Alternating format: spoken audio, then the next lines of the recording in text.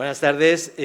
Antes que nada, muchas gracias por vuestra asistencia a este acto, que quisiera comenzar con unas palabras de recuerdo y de homenaje a una persona muy vinculada con la Universidad de Alicante y también con la Comisión Cívica para la Recuperación de la Memoria Histórica, como es Pepe Azorín, que nos ha dejado este fin de semana.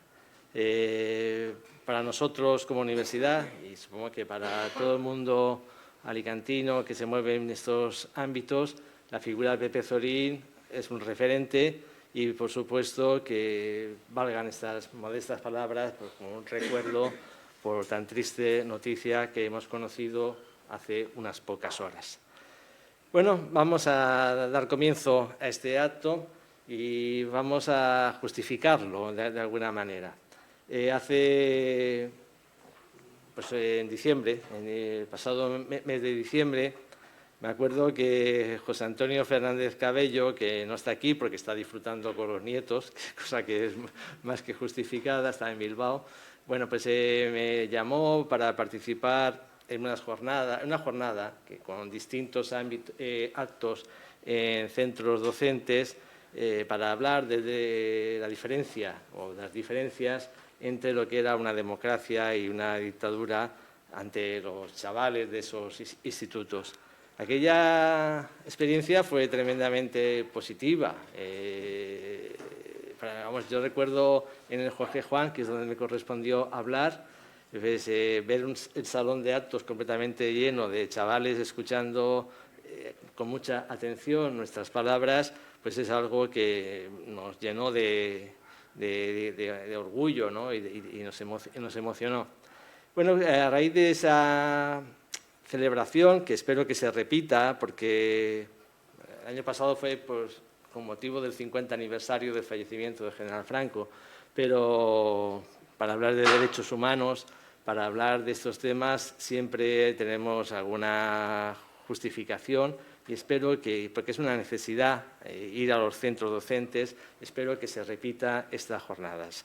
Y ahí es cuando supe del nombre de Óscar Presa, el fiscal, y le pregunté yo no le conocía personalmente, nos hemos conocido hoy, sí. Personalmente, después de hablar muchas veces por teléfono, por WhatsApp, le pregunté a José Antonio, y él fue el que me puso en contacto con Óscar, y bueno, a partir de ahí pues le he ido pasando algunos de los libros que he publicado sobre temas que tienen vinculación con la memoria histórica.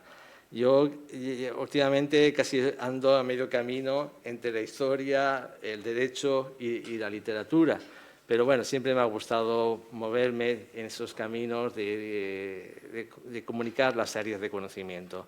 Y le pasé eso y hemos estado hablando de las posibilidades que esas investigaciones podrían dar para actuaciones por parte de la Fiscalía. Y luego, hablando con Jorge, un día que estuvimos aquí, digo, ¿y si organizamos un acto y explicamos lo que hace esta Fiscalía? Y le pareció bien a Jorge y enseguida le pareció bien también a Óscar. Hemos demorado un poco la fecha porque el 15 de febrero hubo una reunión de fiscales en Madrid. Y bueno, pues para aprovechar también y dar las últimas informaciones a partir de esa reunión. ¿Cuál es el sentido de este acto? Pues el sentido es un sentido pedagógico y las leyes también necesitan de una cierta pedagogía.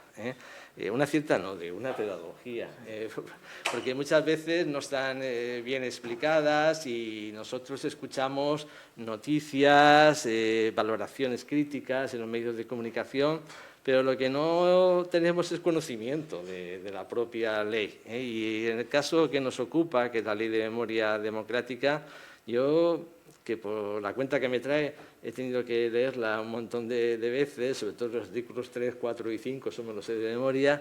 Bueno, pues a veces escucho auténticas barbaridades, con respeto lógico a las distintas posiciones políticas o ideológicas, pero que afirman cosas acerca de una ley que son cosas que no tienen ningún respaldo en el articulado de la propia ley. Una prueba es que son opiniones, pero no opiniones argumentadas con la cita de un artículo concreto donde se justifique esa misma opinión. Al final, lo que ocurre es que estamos en un debate entre opiniones normalmente contrapuestas y no siempre ponderadas, y nos falta el objeto central, nos falta el conocimiento del texto. ¿Qué más quisiera? ¿Qué más quisiera que los debates fueran sobre el texto y no sobre las distintas opiniones de los agentes políticos o comunicativos que intervienen en estas cuestiones? Bueno, la función de la universidad es la investigación y la docencia, y hacer pedagogía sobre una ley también está entre nuestras funciones, y si contamos con la presencia de alguien especializado en el tema, pues mucho mejor, por supuesto. Yo no soy ingenuo, sé que aquí en estas situaciones hay, digamos, el cumplimiento de ese famoso dicho de que no hay peor sordo que el que no quiere oír. Hay mucha gente que no quiere escuchar esa pedagogía, que va a mantener esas opiniones más allá del conocimiento de la propia ley. Contra eso pues poco podemos hacer, pero nuestra obligación es, en la medida de nuestra modestia, brindar esta tribuna para que haya una explicación, haya un acto pedagógico acerca de las funciones de la Fiscalía, pero en definitiva también acerca de una ley muy controvertida y al mismo tiempo muy poco conocida. Yo reconozco que leer la legislación no es precisamente lo más divertido, pero bueno, ya me he acostumbrado y alterno, digamos, la literatura con la legislación y, por supuesto, esperaría y desearía que quienes opinan sobre esta ley al menos lo hubieran leído y, en función de esa lectura, manifestaran sus propias opiniones. Solo me queda agradecerte la presencia, Óscar. No es habitual contar ni con un juez ni con un fiscal en activo en estas tribunas, y la verdad es que solamente agradecértelo incluso en nombre de la propia rectora, que me la ha comentado, y brindarte esta casa para cualquier explicación, cualquier acto en torno a la Ley de Memoria Democrática o en torno a los derechos humanos, las competencias que son propias de tu Fiscalía. Doy la palabra a Óscar, y él es el protagonista y, por supuesto, gracias.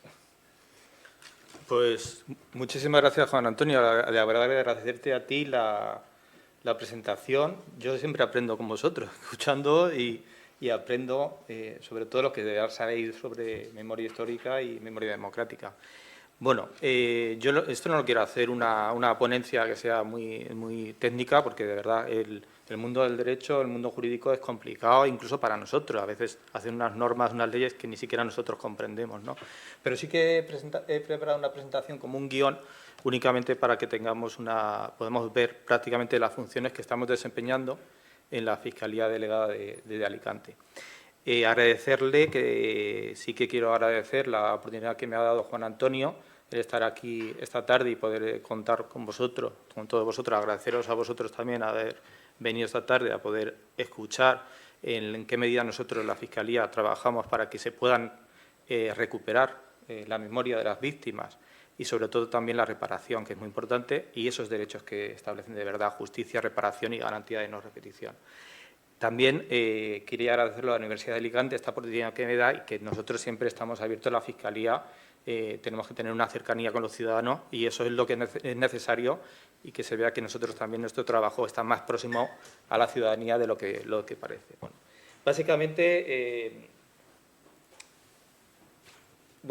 aquí básicamente la Ley 20/22, la Ley de Memoria Democrática, crea ya una Fiscalía de Sala. Esa fiscal de Sala que actualmente ocupa el cargo es Dolores Delgado, y crea una fiscal de Sala de Derechos Humanos y Memoria Democrática, cuyo cometido, según el artículo 28, es la investigación de aquellos hechos que constituyen los delitos o las violaciones más graves, más flagrantes del derecho internacional, tanto de los derechos humanos como del derecho internacional humanitario. Esta mañana lo he dicho, y es que nos olvidamos a veces del derecho internacional humanitario, la importancia que tiene, pues, el derecho que regula el conflicto bélico, lo que es la guerra, ¿no?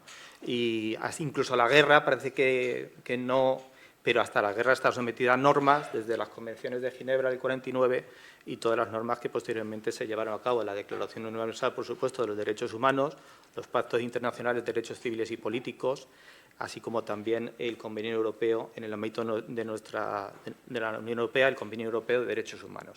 Toda esta normativa, que establece una serie de derechos humanos, es obligatorio por parte de todos los Estados del cumplimiento y nosotros tenemos que garantizar que sea así. ¿Cómo lo hace la Fiscalía? Puesto que nosotros tenemos un marco normativo que solo nos permite investigar los crímenes que se hubieran cometido desde el golpe de Estado, que se produce el 18 de julio del 36, la posterior dictadura franquista, hasta la entrada en vigor de la Constitución.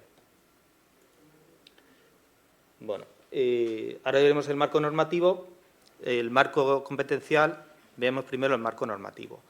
El marco normativo es la Ley 2022, pero también tenemos una instrucción desde el año pasado, 1.25, que regula las funciones que os voy a comentar ahora después. Por otra parte, también existen las leyes autonómicas. Aquí se dictó una primera ley de memoria histórica en 2007 o 2017, ¿no? 17. Y esta ley de 2017 fue posteriormente derogada por la actual Ley de Concordia 5/2024. Es algo que también nos debe preocupar a los valencianos, en el sentido de que en qué medida una ley que es posterior deroga esta que es anterior, el 2017, y por otra parte es en algunos artículos incompatible con la Ley de Memoria Democrática del 2022. Nosotros aplicamos el principio de primacía de la Ley Estatal de Memoria Democrática y, por lo tanto, nosotros aplicamos en primer lugar el texto de la Ley de 2022 y, de forma subsidiaria, en cuanto que no sea incompatible del articulado de la Ley de Concordia, que es la actual ley que rige en la Comunidad Autónoma Valenciana, se aplica al mismo. Esta ley, hay que decir que fue objeto de un recurso de inconstitucionalidad en mayo del 2025 y está sometida a ese recurso que todavía no ha resuelto el Tribunal Constitucional y que se tendrá que pronunciar. Varios artículos de esta ley han quedado suspendidos. Por lo tanto, en principio, la Ley de Concordia, en esos artículos que han quedado suspendidos, no se aplica y sí se aplica en cuanto que no sea incompatible con la Ley de 2022.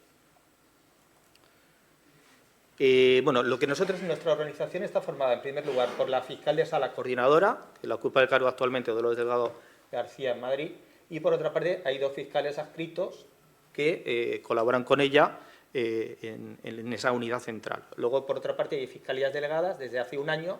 En mi caso me nombraron, creo que fue en julio de 2024. Llevamos un año y medio. 11 de julio, me acuerdo. Sí.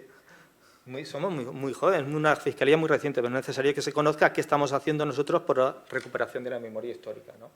Y cada fiscal delegado territorial despliega las funciones en todo en el ámbito de su demarcación provincial, las funciones que se aplican en todo el territorio nacional. La fiscalía que hay en Madrid, la unidad especializada, lleva a cabo funciones de coordinación, ¿no? Su obligación es coordinar que todas las fiscalías territoriales cumplan y apliquen la ley de memoria democrática de forma igual, que no sea que en Barcelona hagan una serie de funciones que sean contrarias a las que estamos llevando a cabo en Alicante, y, por otra parte, también una función de garantizar que se cumplen esos principios de verdad, de justicia, de reparación y garantías de no repetición. Promueven también la formación. Hace 2 semanas, 3 semanas, lleva a cabo una formación con unas jornadas especialistas en las cuales se nos establecieron cuáles son las funciones que vamos a desplegar y que estamos desplegando en el territorio. Algunas ya habíamos asumido aquí en Alicante. Y, por otra parte, también tiene competencias en organismos internacionales, como por ejemplo el Tribunal Europeo de Derechos Humanos, en el sentido de poder velar por las resoluciones que se hayan dictado por el mismo, sean de cumplimiento y ejecución en España, ¿no? ¿Puedo preguntar algo? ¿Hablo usted muy rápido? ¿Ah, sí? ¿Me podéis hacer una pregunta, interrumpir cuando sea necesario y preguntar si queréis que yo... Se mantiene desde aquí como que hay una ley, o sea, como que la ley intenta unificar. Sí. El tema de la jurisprudencia intenta delimitar para que la gente no pueda moverse muy de la gana después de cometer un delito. Y luego, por otro lado, los propios fiscales quieren aplicar una ley de odio, cuando se aplica una ley de unificación, que habrá quien habrá pedido y habrá quien haya mamoneado, dicen que no la quieren para... no entiendo nada. No, es muy sencillo, es muy simple, yo se lo explico. Hay una ley de carácter nacional, que es la Ley de Memoria Democrática del 2022, y luego hay leyes autonómicas que se han aplicado en cada territorio. Que es bastante grande, que ha dicho que no estaba usted de acuerdo con una ley de No, yo no he dicho que estuviera de acuerdo con ninguna ley. Yo he dicho que hay leyes autonómicas cuyo articulado puede ser o no compatible con la Ley de Memoria Democrática del 2022 y nosotros los fiscales delegados estamos obligados a cumplir esa normativa en la medida en que no es incompatible con la ley del 2022, que es la ley aprobada por el Parlamento. No, simplemente está una ley que está aprobada por el Parlamento Nacional, por parte de todos los grupos políticos de ese Parlamento, por una mayoría amplia, y luego está cada ley autonómica de cada comunidad. Aquí hubo una ley en 2017... ¿Perdón? Si quiere, cuando acabemos en la ponencia, yo le explico lo que sea necesario. No tengo ningún inconveniente.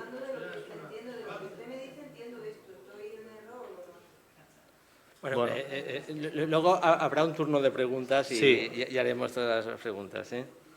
No se preocupe, yo le responderé todo lo que... Bueno.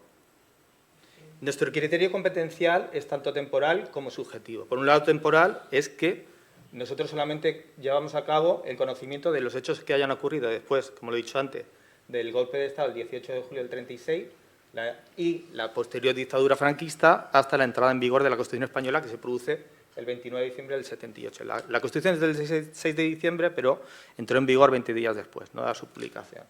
Y por otra parte, el criterio de competencia subjetivo, y este criterio en concreto está centrado en la consideración de la víctima, de acuerdo con el artículo 3 de la Ley de Memoria Democrática. Por lo tanto, solo podemos conocer aquellos hechos que estén dentro de ese marco temporal y, por otra parte, con respecto a aquellas personas que son consideradas víctimas según la Ley de Memoria Democrática.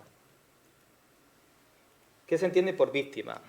Pues toda persona, y es importante decir que con independencia de su nacionalidad, es decir, con independencia de la nacionalidad que esta persona puede detenida, aquí hubo brigadistas internacionales que vinieron de otros países a luchar en el bando republicano, pues con independencia de su nacionalidad, que haya sufrido individual o colectivamente daño físico, moral o psicológico, o cualquier tipo de daño patrimonial o menoscabo sustancial de sus derechos fundamentales.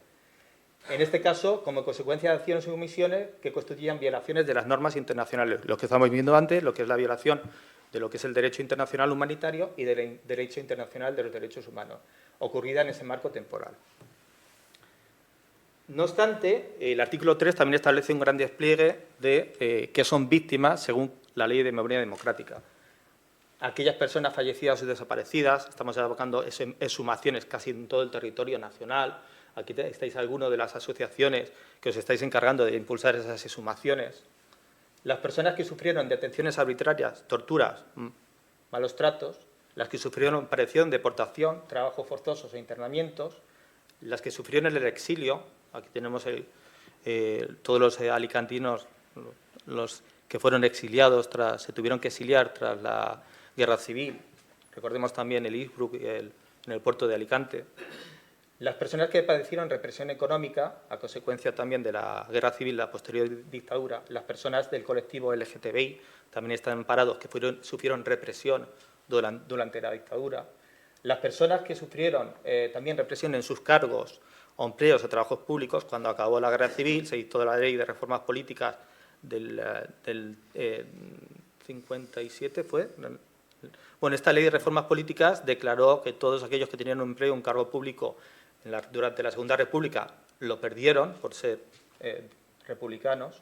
Las personas que trabajaron o que fueron depuradas o represaliadas por ejercer cargos y empleos públicos o trabajos públicos, las niñas y los niños sustraídos, aquí están los menores, la sustracción de menores, vengo ahí a Paco, que está de la Asociación Víctimas de ABA, niños y niñas sustraídos y adoptados de forma ilegítima, también son víctimas según el artículo 3 de la Ley de Memoria Democrática. Las que participaron en la guerrilla antifranquista también son víctimas. Los represaliados y perseguidos por el uso de difusión de su lengua propia, que tenemos la lengua valenciana, la lengua vasca, el euskera, la lengua gallega, también son, y lo vamos a ver, víctimas amparadas por la Ley de Memoria Democrática.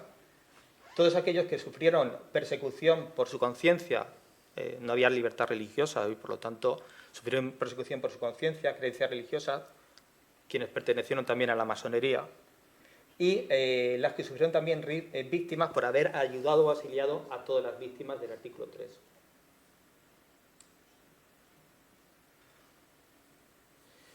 Es importante también que el artículo 3 declara víctimas a todas ellas con independencia de que exista o no autoría conocida. Tenemos muchos supuestos de sumaciones que no podemos determinar quién fue esa autoría. Entonces, no determinando el autor o no sabiendo quién es el autor, ello no impide que se lleve a cabo un proceso judicial, que puede ser tanto penal como civil. Eso lo ampara la Ley de Memoria Democrática. Y como decía también, las lenguas y la cultura vasca, catalana y gallega, las comunidades y todos aquellos que sufrieron persecución por el uso lingüístico de su propia lengua, ¿no? Bueno, a todas las víctimas les permiten que se lleve a cabo, se le aplique la Ley 4/2015, que recoge el Estatuto de la Víctima del Delito, ¿no? Y también, sin ser víctimas, pero también se establece una reparación con respecto a partidos políticos, sindicatos, otras instituciones de autogobierno, corporaciones locales, que fueron, o minorías incluso étnicas, que sufrieron, asociaciones feministas, represión durante la dictadura. También, aunque no se establece como víctima, sí que establece medidas específicas de reconocimiento y reparación. Bueno, funciones, nuestro despliegue de funciones, básicamente, en este ámbito competencial que hemos establecido, se despliega en el ámbito penal, civil, y también en mayor o menor medida en el ámbito administrativo, ¿no? Hay un procedimiento también contencioso administrativo. En la jurisdicción penal, nosotros nos encargamos de todos los hechos que constituyan violaciones, como he dicho, de los derechos, del derecho internacional humanitario o del derecho internacional de los derechos humanos, que tuvieron lugar con la ocasión del golpe de Estado y la posterior dictadura. En este sentido, llevamos a cabo los procedimientos, llevamos a cabo los procedimientos tras la querella oportuna de tanto delitos de genocidio, delitos de crímenes de lesa humanidad y contra las personas y bienes protegidos en caso de conflicto armado. Eso de crímenes de lesa humanidad que aparece tanto en televisión, ¿es específicamente cualquier crimen? Si no le importa, lo voy a explicar ahora, si me permite. Al final habrá un turno de preguntas, mientras estamos escuchando. En primer lugar, el genocidio se regula en el artículo 607 del Código Penal y se establece con los que con propósito de destruir total o parcialmente un grupo, ya sea nacional, étnico, racial, religioso o determinado, comete cualquiera de esos delitos: asesinatos, agresiones sexuales, lesiones, desplazamientos forzosos. Como le decía la señora, el delito de lesa humanidad, el 607 bis del Código Penal lo regula, y en este caso estamos ante cualquier hecho que suponga que se cometa como parte de un ataque generalizado sistemático contra la población civil o parte de ella. Por tanto, se trata de ataques perpetrados contra la población civil. En todo caso, se consideran delitos de lesa humanidad por razón de la pertenencia a la víctima a un grupo o colectivo perseguido por motivos políticos, raciales, étnicos, culturales o religiosos. Lo hemos visto antes con el artículo 3 de la Ley de Memoria Democrática con respecto a las víctimas, en el contexto de un régimen institucionalizado de opresión y dominación sistemática de un grupo racial sobre uno o más grupos raciales o con intención de mantener este régimen. Como ejemplo, en el procedimiento que tenemos abierto actualmente en la Fiscalía de Memoria Democrática de Alicante, en el procedimiento de Teófilo del Valle, que se lleva a cabo en Elda, uno de los elementos que se debate también es si se consideró, porque se considera delito de lesa humanidad, es lo que lleva la Fiscalía, en lo que nosotros consideramos, es si se consideró que hubo un ataque generalizado sistemático contra la población civil o parte de ella por parte del régimen franquista. Eso es uno de los elementos que se ha puesto en duda y en el recurso se ha puesto por parte del letrado de uno de los querellados. Nosotros consideramos que sí, que la represión franquista o la dictadura franquista supuso un ataque generalizado y sistemático contra la población civil o parte de ella. Sobre todo también el periodo, en este caso, del tardofranquismo que llevamos en Elda, con respecto a que es la transición política. Hubo un ataque generalizado con respecto a aquellos manifestantes en esos momentos turbios que hubo después de la muerte del dictador y el tránsito a la democracia. Y por último también actuamos en delitos contra las personas bienes protegidos en caso de conflicto armado.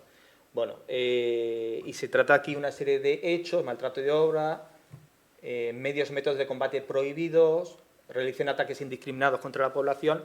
Todo eso son crímenes cometidos contra las personas y bienes protegidos en caso de conflicto armado. Esto lo estamos viendo, por ejemplo, ahora en Gaza, en Palestina, donde los delitos que se están cometiendo básicamente son delitos de genocidio y contra las personas y bienes protegidos en caso de conflicto armado, como puede ser bombardeos a hospitales, centros de confinamiento de la población civil, etcétera. ¿Y esto qué tiene que ver? Se pueden preguntar qué tiene que ver con la guerra civil, puesto que todos estos delitos se perpetraron durante la guerra civil. Eso es la conexión que nosotros tenemos, por eso perseguimos estos delitos. El problema que nos encontramos, pues bueno, eso ya ustedes, me imagino, vosotros ya lo tenéis en cuenta, es el problema de la ley de amnistía del 77 y la idea de la prescripción de estos hechos delictivos. Es que nosotros consideramos, nuestra postura es que son imprescriptibles, pues bueno, ya el Tribunal Constitucional el año pasado se manifestó y establecía la imposibilidad de que se pudieran perseguir delitos o crímenes de lesa humanidad cometidos durante la guerra civil a posterior dictadura. Y nosotros, la Fiscalía, nosotros somos como el agua, ¿no? Tenemos que buscar vías alternativas, y nos van cerrando vías por parte del Tribunal Constitucional, tenemos que buscar vías alternativas que nos permitan la persecución penal de estos delitos, ¿no? Y la vía que se ha encontrado, se trata del artículo 29 de la Ley de Memoria Democrática, es el deber de investigar, y nosotros consideramos que la Fiscalía en el ámbito nacional considera que es necesario la persecución de estos delitos, de estos crímenes, en la medida en que existe un deber de investigar en el artículo 29 de la Ley de Memoria Democrática. Mientras que subsista ese artículo, con un deber de investigar, tenemos la obligación de iniciar un procedimiento penal sin perjuicio de que pueda o no acabar, por falta de autor conocido, puede acabar en un archivo o simplemente no acabar en una sentencia condenatoria porque no haya, ya les digo, no haya autor conocido o simplemente no se pueda perseguir penalmente estos delitos porque los haya considerado el Tribunal Constitucional imprescriptibles o amnistiables, ¿no?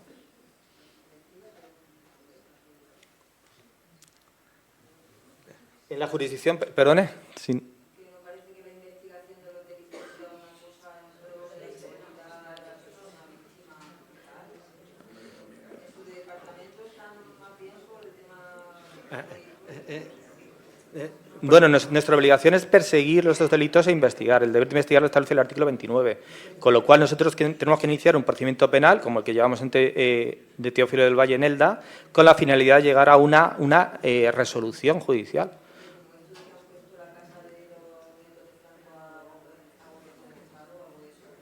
Pero eso es una medida administrativa. Me parece que esto está confundida. Yo le estoy hablando de jurisdicción penal. Una cosa es la jurisdicción penal y otra es la administrativa. Pero no se preocupe, ahora vamos a hablar del ámbito administrativo. No se preocupe.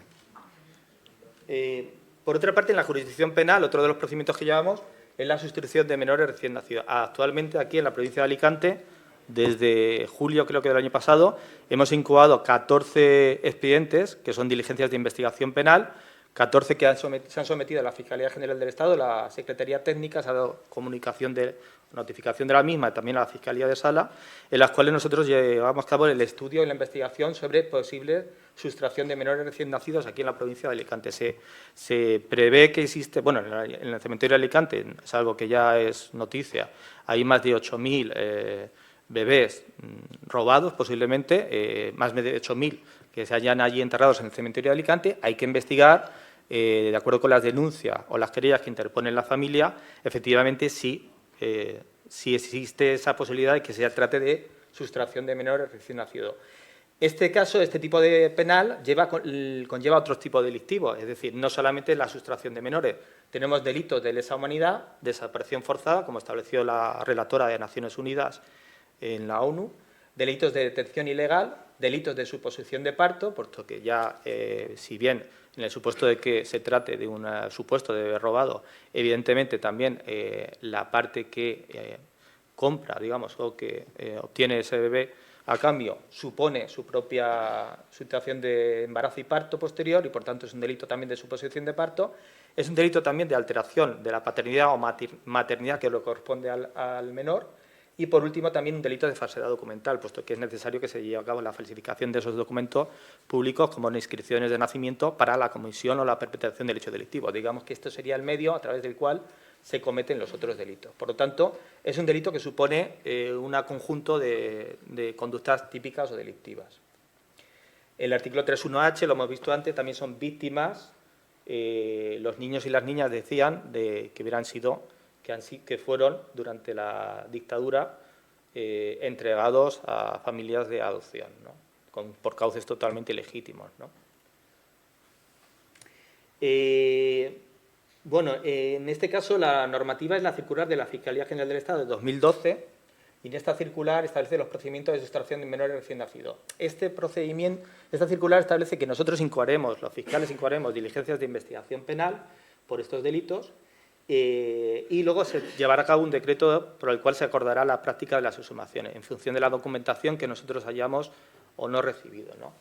En concreto, en estos 14 denuncias que se nos presentaron a la Fiscalía de Alicante, se acordó en el propio decreto de incoación la práctica de las exhumaciones.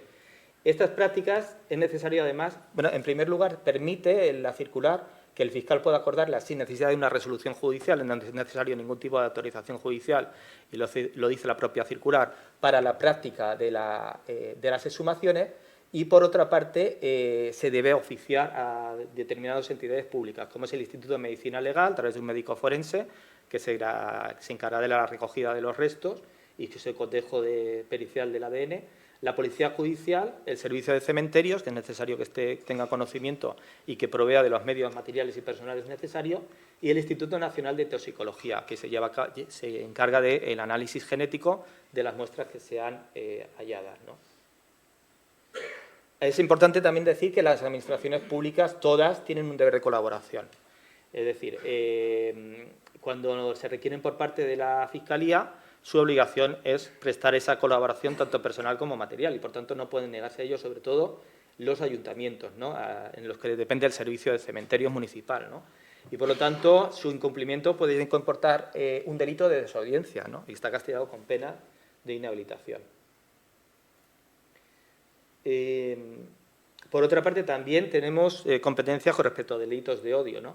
Estos delitos, si bien es cierto que asumen por parte de los fiscales delegados contra delitos de odio y discriminación, lo normal es que esos atestados, en el caso de que sean dirigidos... Bueno, el delito de odio simplemente es cualquier tipo de discriminación que se ejerce con violencia con respecto a aquellas víctimas por razón de la pertenencia a un determinado colectivo, ¿no? Y en este caso, con respecto a, si son, por ejemplo, víctimas por memoria histórica o por haber sido represaliados por el franquismo, en este caso se aperturaría un atestado y de ese nos daría traslado a nosotros, a la Unidad de Fiscalía de Derechos Humanos y Memoria Democrática, a efectos de exponer si vamos a asumir esa investigación por un delito de odio o si se va a asumir por parte de los fiscales de delitos de odio. En este caso entraría también, por ejemplo, los actos de descrédito o menosprecio y humillación de las víctimas. No sé, anualmente, por ejemplo, el 20 de noviembre pues, se llevan a cabo actos en el cementerio de Alicante que todos conocemos, y estos actos, si incurrieran en algún tipo de delito, si llegaran a ser delitos de odio, tendría obligación la Fuerza y Cuerpo de Seguridad del Estado de levantar atestado y remitirlos a la Fiscalía delegada, ¿no? Este año, con ocasión de los actos del 20 de noviembre, a raíz de una denuncia que presentó la Comisión Cívica para la Recuperación de la Memoria Histórica, se presentó esa denuncia ante la posible comisión de hechos delictivos en el cementerio de Alicante. Nosotros, a través de la Fiscalía, aperturamos unas diligencias de investigación y oficiamos a la subdelegación del Gobierno de Alicante para que se adoptaran medidas y se requirió a la Fuerza y Cuerpo de Seguridad del Estado, mandaron ahí a patrullas de la Guardia Civil o de la Policía Nacional, a efectos que levantaran atestado en el supuesto de que se cometieran actos que podían ser constitutivos de delito, ¿no? Bueno, uno de los funciones más importantes que tenemos también los delegados de memoria es la búsqueda. Participamos también en la búsqueda, localización e identificación de personas desaparecidas.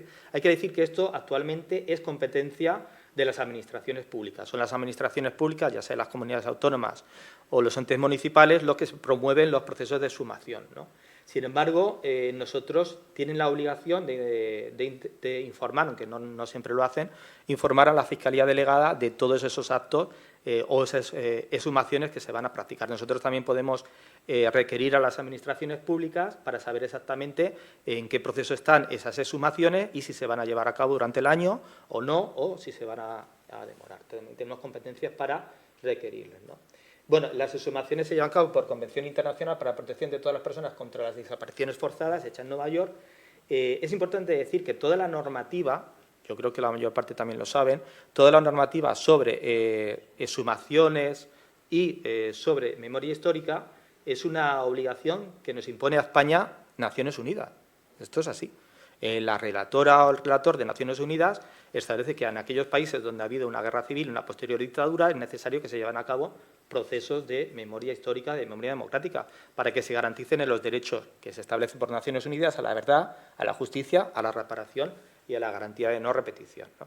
Y en este caso, el Gobierno de España lleva a cabo, a requerimiento de el relator de Naciones Unidas, lleva a cabo la ley primero de memoria histórica del 2007 y posteriormente la de 2022.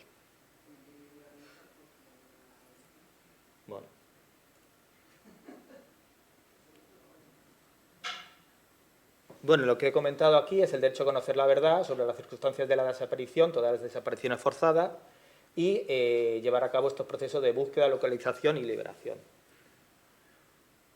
Y en caso de que se encuentren los restos, del respeto y la restitución de los mismos, ¿no? Darle la máxima dignidad. El artículo 16 también de la Ley de Memoria Democrática impone a la Administración General del Estado la obligación de llevar a cabo la búsqueda de estas personas desaparecidas, ¿no? Durante la guerra y la dictadura.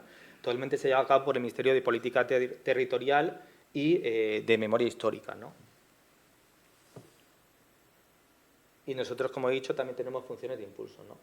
Con respecto al hallazgo de restos humanos, el artículo 21 de la Ley Memoria Democrática, en caso de que sea casual ese hallazgo, impone la obligación de dar cuenta de ese hallazgo también al Ministerio Fiscal, puesto que nosotros tenemos la obligación de promover una serie de procedimientos, como puede ser, si se trata de un represaliado del franquismo, de la dictadura franquista, en el sentido de que sea una persona desaparecida, tenemos la obligación de inscribir, como ahora adelantaré, inscribir en el registro civil la defunción del mismo, de estas personas desaparecidas.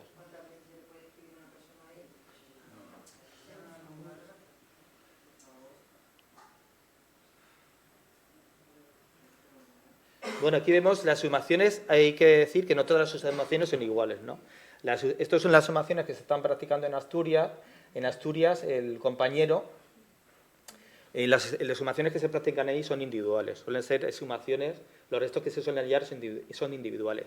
En Asturias llevan a cabo un procedimiento en común con las administraciones públicas, en las cuales el Ministerio Fiscal, a través de la representación del fiscal delegado, participa en colaboración y acuerdan de forma conjunta qué exhumaciones se van a practicar, cómo se van a practicar, y en todo momento tiene información el Ministerio Fiscal de esas exhumaciones que se practican. En el supuesto de que se hallen restos, pues en este caso, tras el cotejo con los posibles familiares, o se encuentran o se halla, o si puede determinar e identificar a la víctima, entonces el Ministerio Fiscal tiene la obligación de llevar a cabo su inscripción de defunción, ¿no? Estas son de Alicante, de hace unos años, también en el cementerio de Alicante. Allí se llevan a cabo las fosas 12 y 19, fosas comunes. Estas ya son exhumaciones colectivas, y en este caso concreto pues podemos ver incluso que los huesos pues se les coloca en forma transversal con respecto al otro, de tal forma que en una fosa común pueden llegar a entrar casi 70-80 cuerpos, ¿no? Que se han hallado aquí en el cementerio de Alicante. Estas en concreto son del Barranco de Biznar, en Granada. Bueno, allí se prevé que hay una serie, puede haber más de 2.000 represaliados, y en este caso vemos cómo es una fosa colectiva en la cual hay varios cadáveres, y estos en concreto sí se puede apreciar que fueron maniatados, que incluso se baraja que entraron en la propia fosa vivos y ahí se les ejecutó, ¿no? Una vez que estando maniatados se les ejecutó, ¿no? Aquí se ha encontrado el Barranco de Biznar, no solamente hay hombres, hay mujeres, incluso se ha encontrado a un niño de 12 años entre los represaliados. ¿Quiere decir que se supone que los dispararon o que los dejaron vivos? En principio, lo que se baraja por el antropólogo forense, en la jornada sí que nos dio algo de información, ¿no? Actualmente está todo eso en investigación. pero por la información que dieron es que se les ejecutó ahí, no fueron fusilados, estos en concreto, el Barranco de Biznar no fueron fusilados, sino que fueron ejecutados con un disparo en la cabeza. Además, ellos han llevado a cabo reconstrucciones en 3D que permiten, tienen muchos sistemas de inteligencia artificial y les permiten determinar cómo fueron asesinados, ¿no? Bueno, esa es la que se baraja, ¿no? Pero eso una vez, aquí tenemos algún... No, estos no, estos directamente, sí, eso es lo que desgraciadamente fue así. Hay fosas comunes, me imagino que tendrían la fosa abierta, entraron dentro las víctimas y fueron allí ejecutadas.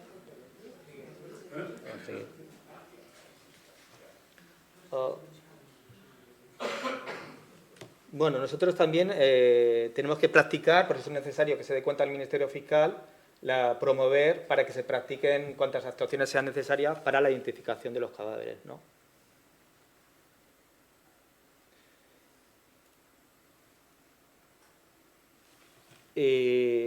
Bueno, no lo he dicho, nosotros es que acordamos diligencias de investigación preprocesal en aquellos supuestos en que no se acabó de la sumación por parte de las administraciones públicas, sino que se halla de forma casual un cadáver. En este caso se incoan diligencias preprocesales de investigación para determinar cómo se sucedieron los hechos, si es posible o no una autoría. Si no hubiera autoría no habría problema, seguiríamos la investigación hasta determinar la identificación a través de las muestras de ADN. Una vez que sea identificada, se promueven las inscripciones de defunción y también se puede promover, que lo vamos a ver ahora más adelante, un expediente de jurisdicción voluntaria, que es un procedimiento civil para la declaración de hechos pasados, ¿no? Que pretende determinar cómo sucedieron los mismos y establecer una reparación a las víctimas.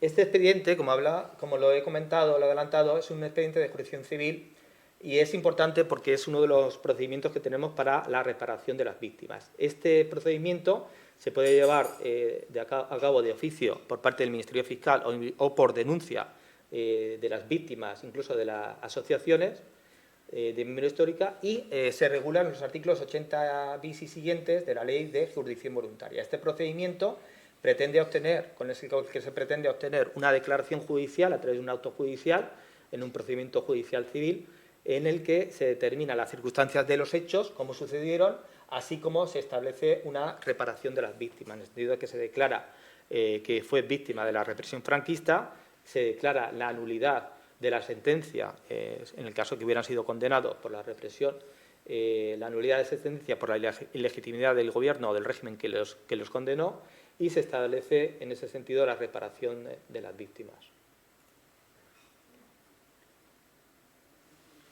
Pueden revestir cualquier naturaleza de estos actos concretos, hechos concretos, ya que sido percibidos o no por el promotor del expediente. Para eso, en este expediente de jurisdicción voluntaria, a través de una diligencia preprocesal previa, se recopila toda la documentación sobre la víctima en cuestión, así como también los testigos, los posibles testigos o incluso los familiares, ¿no? Se toma declaración. Una vez que se lleva a cabo todas estas diligencias, e incluso se puede llevar a cabo se presenta por parte del Ministerio Fiscal lo que es el promotor del expediente, una demanda ante el expediente de jurisdicción voluntaria, al juzgado tribunal que corresponda, según el lugar de comisión de los hechos, ¿no?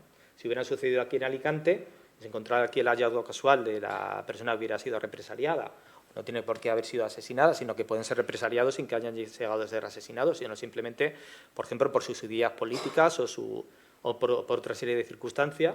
En este sentido, se puede llevar a cabo también este expediente de jurisdicción voluntaria de declaración de hechos pasados. También las audiencias provinciales, tanto de Coruña como de Navarra, establecieron que se podía llevar a cabo incluso si haya llevado a cabo un procedimiento penal anterior, ¿no? Hubieran sido objeto de un procedimiento penal anterior, es posible incoar también estos expedientes de jurisdicción voluntaria. Estos expedientes lo que pretenden es establecer una reparación en el ámbito, ya les digo civil. Como he dicho, se incoan también diligencias preprocesales al objeto de obtener la documentación y también se establece por el Ministerio Fiscal en qué consisten los hechos. O sea, se concretan los hechos, el contenido de la declaración judicial que se interesa obtener por parte del juez o del tribunal, y se establece un relato de esas circunstancias relevantes, ¿no? Cómo ocurrieron los hechos, esta persona en concreto por qué fue represaliada, y se determina en consecuencia la nulidad de esa sentencia que les condenó o la injusticia, por otra parte, del acto por lo cual sufrieron esa represión, ¿no? Se puede interesar también la citación de testigos o peritos al acto, en el que hay una comparecencia, lo que es una vista en el ámbito de un juicio verbal, y posteriormente se dicta, transcurridos 5 días, un plazo de 5 días desde la final del juicio, se dicta un auto que declara esos hechos pasados como determinados, ¿no? Y se establece esa reparación de la víctima. El hecho, además, y conllevar la inscripción en registros públicos, como puede ser el mercantil, el registro de la propiedad, el registro civil, se lleva a cabo la inscripción de ese auto en los registros pertinentes, ¿no?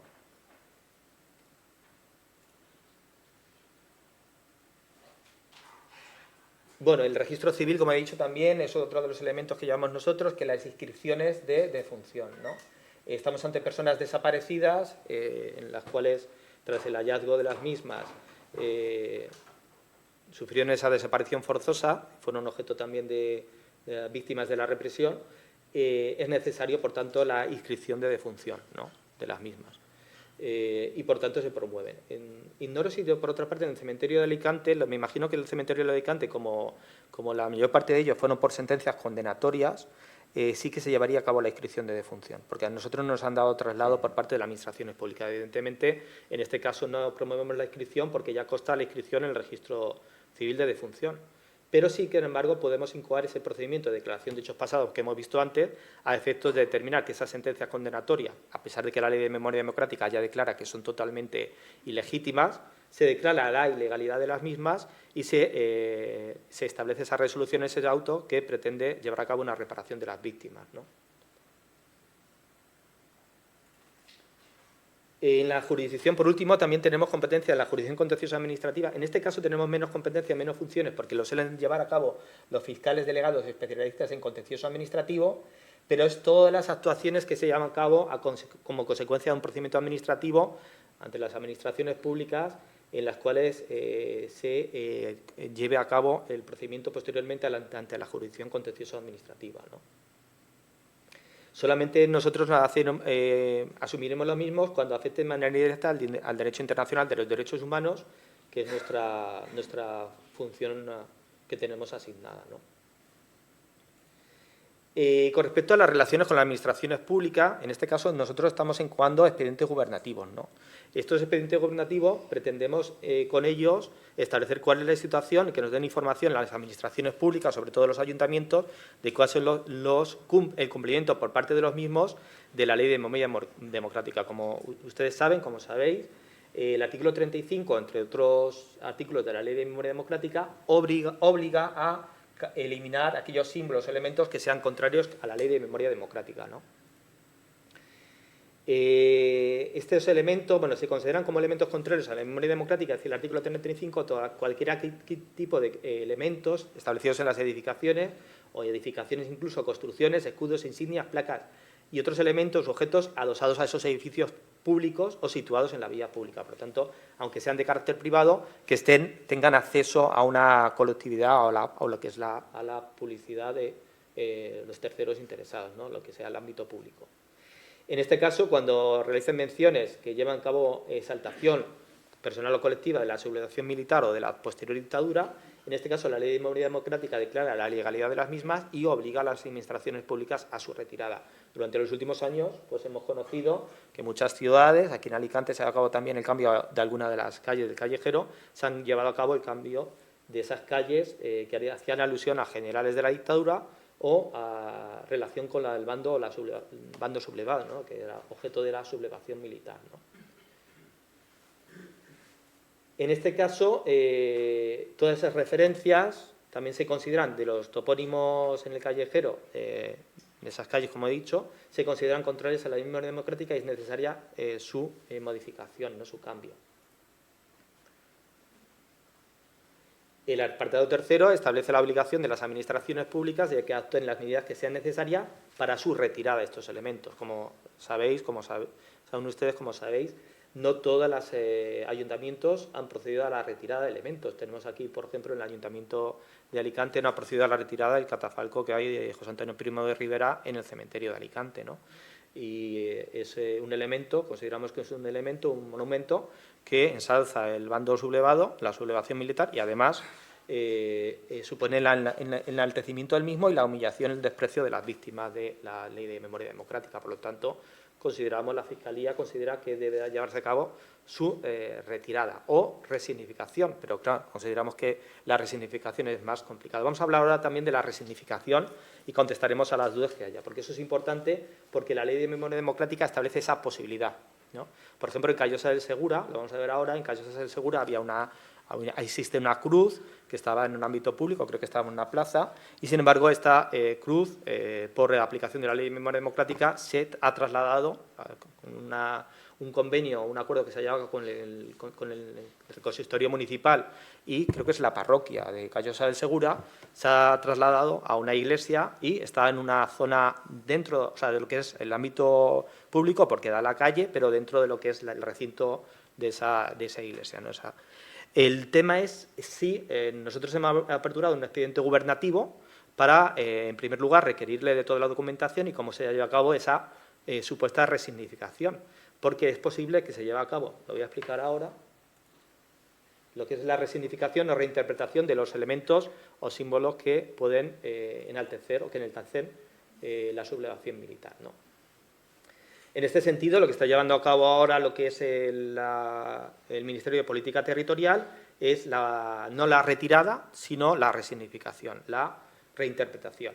Esto lo prevé el artículo 35.6 de la Ley de Memoria Democrática, pero establece que para que ello sea posible, que se pueda mantener esa cruz, ese monumento, es necesario quitarle los elementos que ensalzan o enaltecen el bando sublevado, ¿no? Dice que la ley es cuando concurran razones, por un lado artísticas o, por otro lado, arquitectónicas. Es cuando se podrá evitar la eliminación de ese símbolo, ¿no? Cuando concurran razones artísticas, dice que para ello es necesario que se trate de elementos con singular valor artístico que formen parte de un bien integrante del patrimonio histórico español. Estamos viendo ahora también que hay partidos políticos que están llevando a cabo la declaración de bien de interés cultural, determinados elementos, para evitar precisamente esto, para acogerse al artículo 35.6 de la Ley de Memoria Democrática. Por otra parte, también dice que se podrán evitar cuando concurran razones arquitectónicas, es decir, que pueda sufrir lo que es la estructura del inmueble, ¿no? La retirada del mismo, ¿no?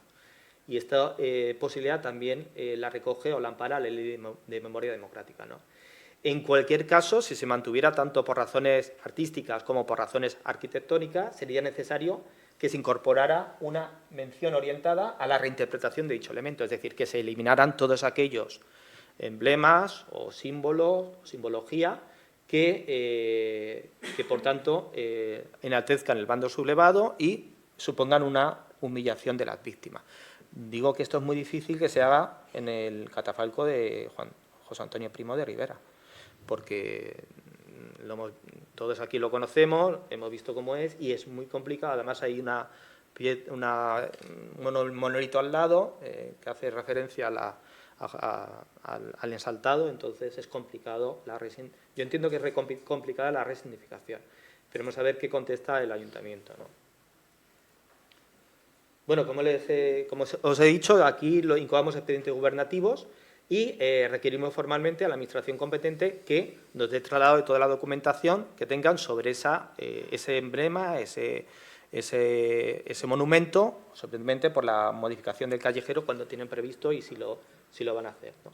Se les requiere formalmente y en el supuesto en que no den esa información o nieguen el cumplimiento de la Ley de Memoria Democrática, podemos tanto incoar diligencias preprocesales como también diligencias de investigación de carácter penal, interponiendo incluso una denuncia o una querella cuando los hechos pudieran ser constitutivos de delito. También existe un régimen sancionador dentro de la Ley de Memoria Democrática que sanciona tanto a los entes públicos como a los entes privados que incumplen la Ley de Memoria Democrática.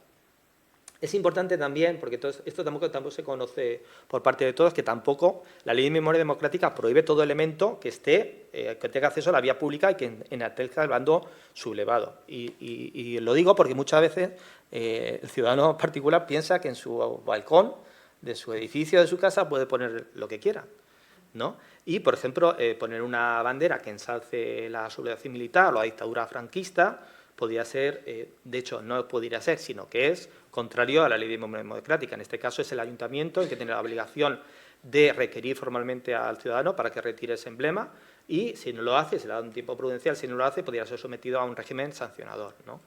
Imponerle multas hasta que persista en su actitud, ¿no?, contraria. Bueno, hasta aquí es todo. No hemos hablado de los procedimientos. Hay muchos procedimientos que tengo en cuadro. Somos accesibles a cualquier tipo de consulta que queráis hacer sobre esos procedimientos que tenemos abiertos en la Fiscalía. Como he dicho, tenemos abierto el procedimiento de jurisdicción penal, que es el de Teófilo del Valle en Elda. Tenemos las 14 de sumaciones pendientes de bebé robado con la Asociación ABA de Alicante, que ya tengo a Paco, entre otros. Y, por otra parte, también tenemos abiertos los expedientes gubernativos contra el ayuntamiento, dirigidos al ayuntamiento de Callosa del Segura, de Benissa, por brigadistas internacionales que también son víctimas de la ley de memoria, según la Ley de Memoria Democrática, y en las cuales, en este caso, el problema que ha habido es que hubo unas exhumaciones que se practicaron hace 10 años, pero, sin embargo, no se sabe cuál ha sido el destino de la mayor parte de los restos de los brigadistas. Entonces, se vamos a llevar a cabo una averiguación para determinar dónde fueron depositados esos restos. Y, por último, también el expediente gubernativo que hemos abierto hace cosa de un mes, con respecto al Ayuntamiento de Alicante, el catafalco de Primo de Rivera. Bueno, muchas gracias por la atención y siento haber sido demasiado técnico, es complicado para la Fiscalía. Siempre es complicado resumir leyes, sí. Porque son muchos artículos y mucha información que no siempre es fácil procesar. Bueno, ahora no tenemos las preguntas. Bueno, pero hay otras preguntas, por supuesto. Rosa, tú misma. Por favor, coged el micrófono. Porque se está retransmitiendo.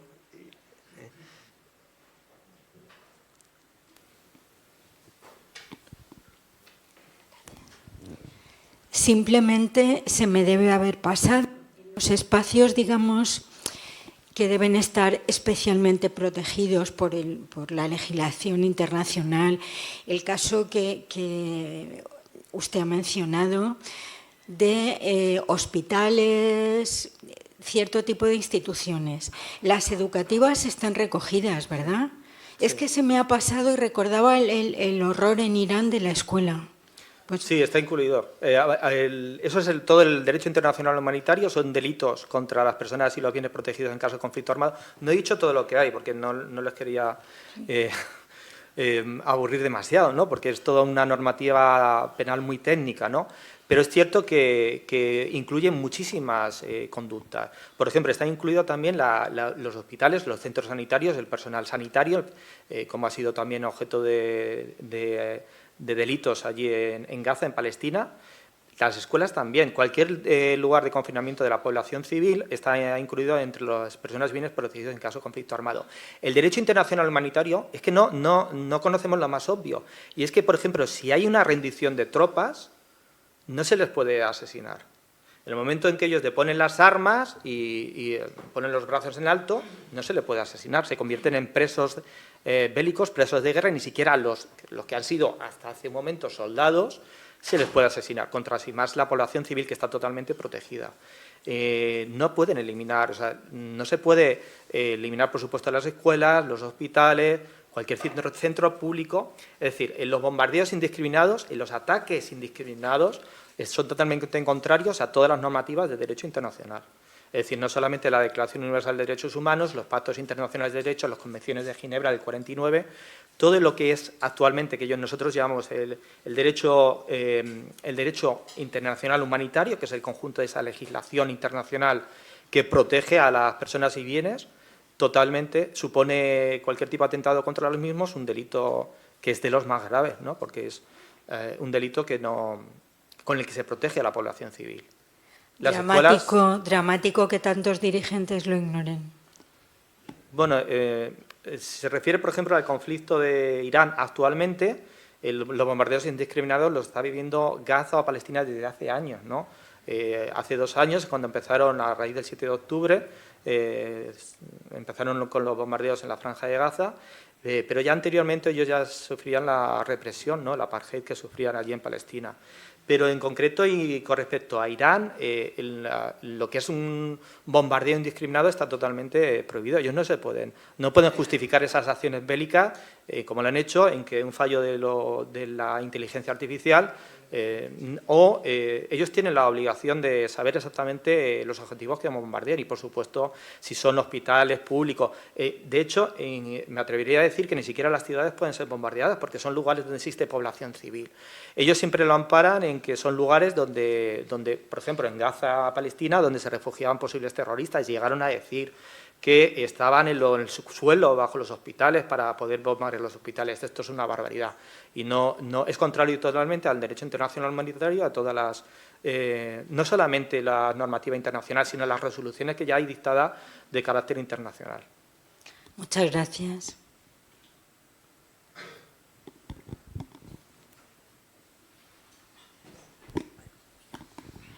Bueno, muchas gracias. Tengo 3 cuestiones y voy a dejar la última, que tengo que hilar varias cosas.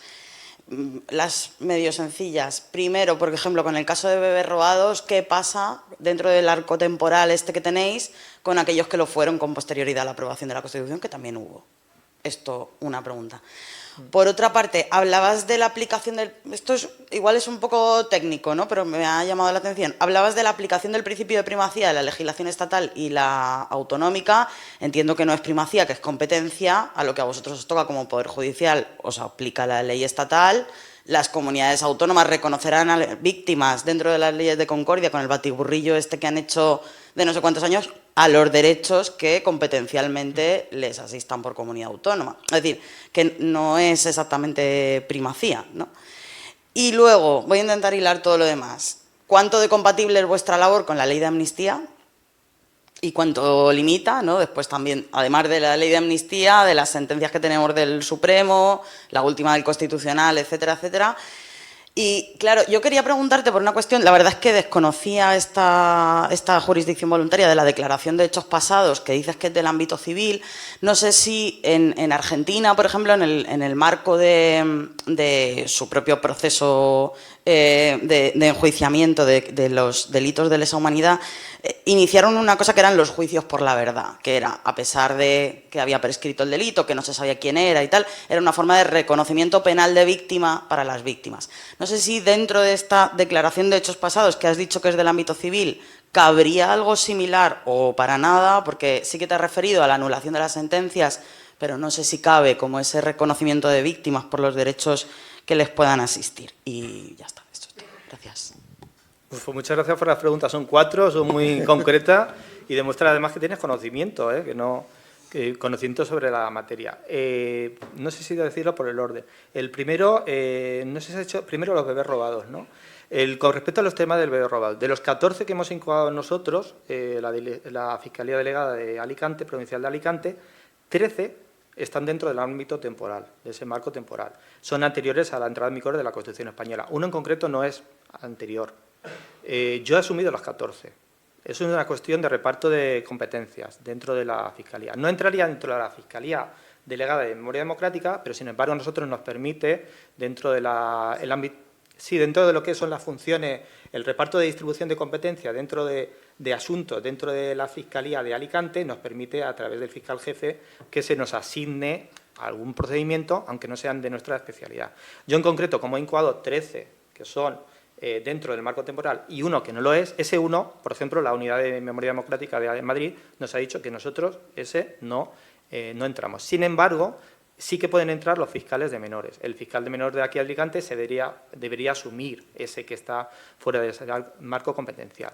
Lo que sucede es que yo no he estado dispuesto, yo he considerado que las denuncias me las presentaron a mí, pedí a través del fiscal jefe provincial si se me podía serme asignado y no ha habido ningún problema. Nosotros, en ese sentido, si bien es cierto que no entraría dentro de la víctima del artículo 3 de la Ley de Memoria Democrática, ese en concreto, para nosotros es un caso que, aunque se produce posteriormente a la Constitución, es un caso que debe ser investigado también y tiene el mismo derecho la familia a que se investigue. Y por eso se ha asumido. La única diferencia, no sé si lo estoy contestando correctamente, la única diferencia es que sí que se investiga, pero no a través de la Fiscalía Delegada de Memoria Democrática, sino a través de la Fiscalía de Menores.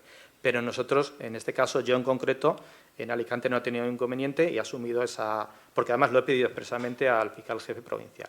Con respecto a la primacía, ¿no?, de las leyes autonómicas, efectivamente, el ámbito competencial es que lo marca la Constitución española, no sé si en los artículos 149, creo que es el artículo, sí, exactamente, de la Constitución española, establece esa delimitación de competencia entre el Estado y las comunidades autónomas. Efectivamente, es una ley que tiene un marco estatal, la Ley Democrática del 2022. Por eso el Tribunal Constitucional, en la sentencia está prevista todavía el que resuelva el recurso de inconstitucionalidad, pero con carácter provisional, como medida cautelar, se ha suspendido aquellos artículos de la ley de 2020, o sea, la actual ley de memoria de concordia que hay en la comunidad autónoma.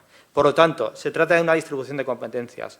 Si invaden competencias que son del Estado, entonces esa normativa no es constitucional, no es válida y, por tanto, se declarará su nulidad. Además, ese recurso de inconstitucionalidad puede dar lugar a la anulación total de la ley o la parcial. Pueden llegar a determinar que algunos artículos son compatibles con la Ley de Memoria Democrática, por tanto, se mantienen los mismos, o determinar la nulidad total de todo el articulado de la Ley de Concordia. No sé lo que va a hacer el Tribunal Constitucional.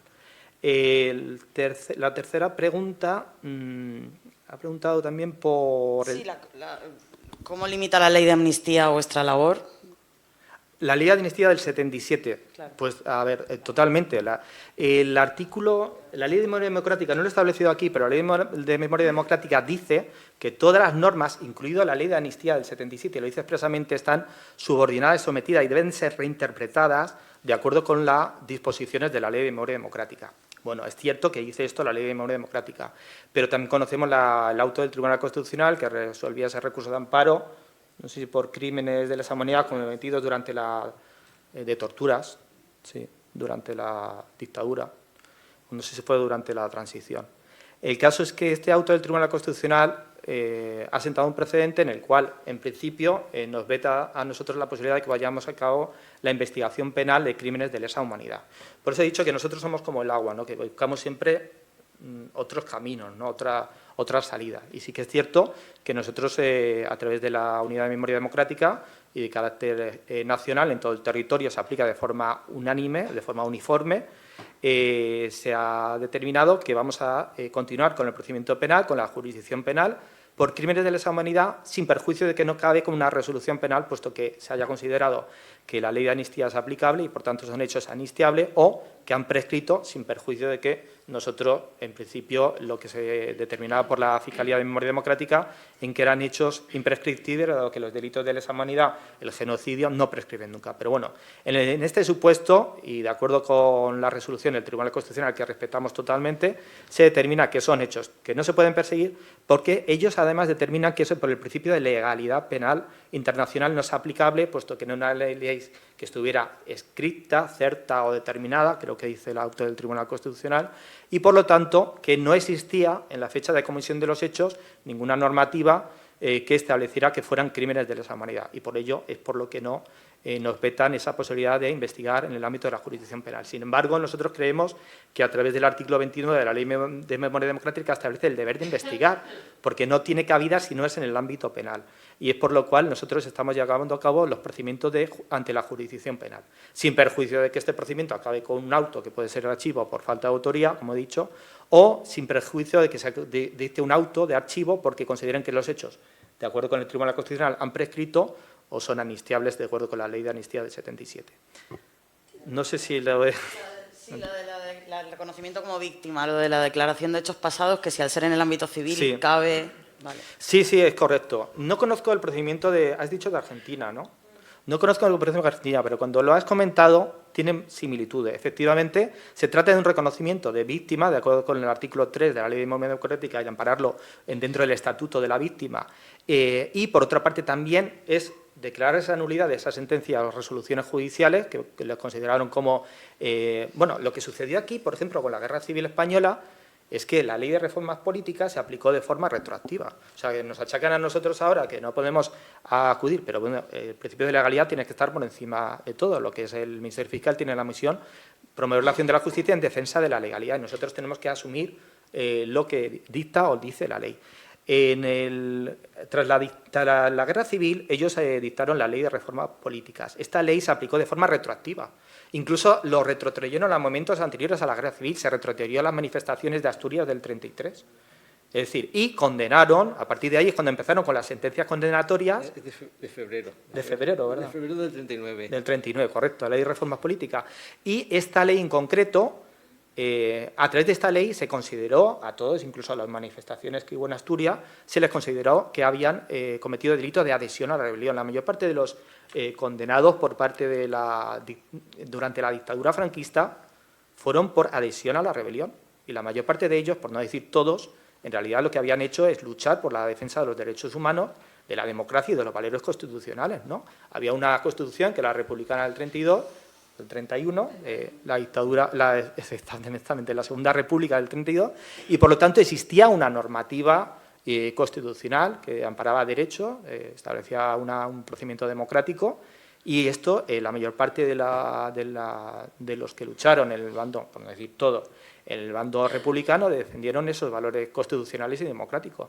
Y precisamente al acabar la Guerra Civil, esto es algo que ya todos sabemos, fueron condenados por adhesión a la rebelión. Es decir, se dio una vuelta, un giro copernicano, y los que eran sublevados se consideraron que habían luchado en pos de la defensa de España y el bando nacional, y que los que se habían rebelado eran los que en realidad lo que estaban haciendo es defender la democracia y la Constitución republicana del 31. Por lo tanto, creo que me he perdido con respecto a la pregunta.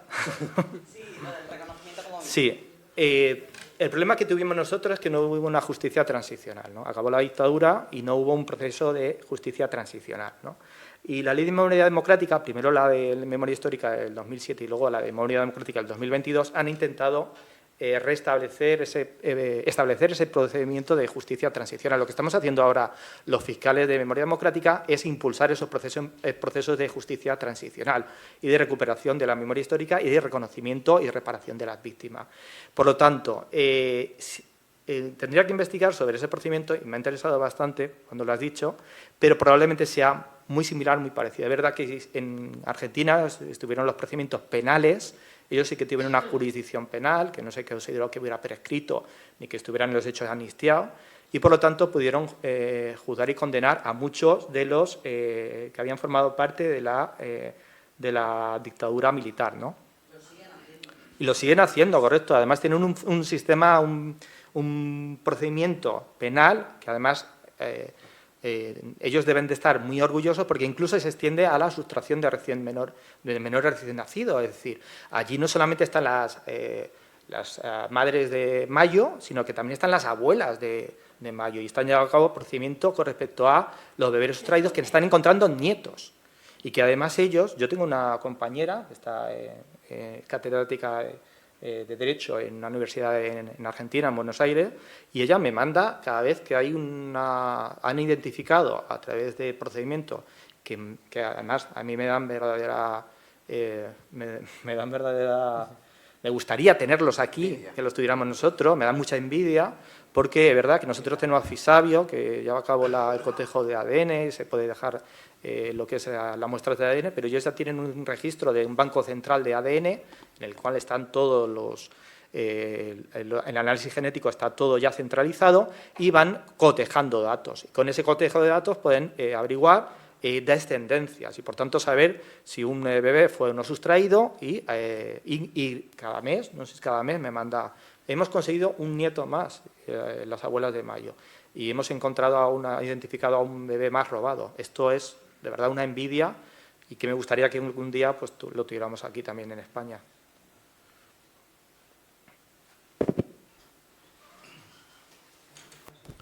Sí, hola, buenas tardes. Bueno, en primer lugar, agradecer a Óscar la labor que está haciendo, espero que sea fructífera en el tiempo.